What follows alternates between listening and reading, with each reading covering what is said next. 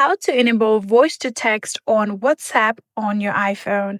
So in here, if I simply open my WhatsApp here, you can see I only have the option of sending my voicemail. But if I want to change my voice to text, what you're going to do is first of all, get to your settings.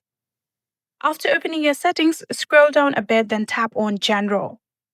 Then in here, scroll down until you see Keyboard, tap on it.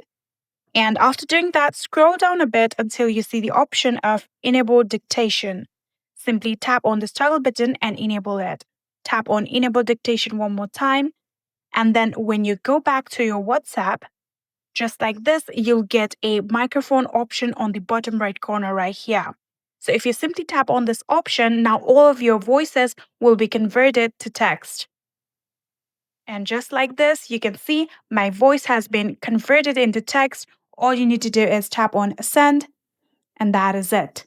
I hope this video was helpful to you guys. If it was, please do not forget to hit that subscribe button and like our video. Thank you so much for watching. See you in the next.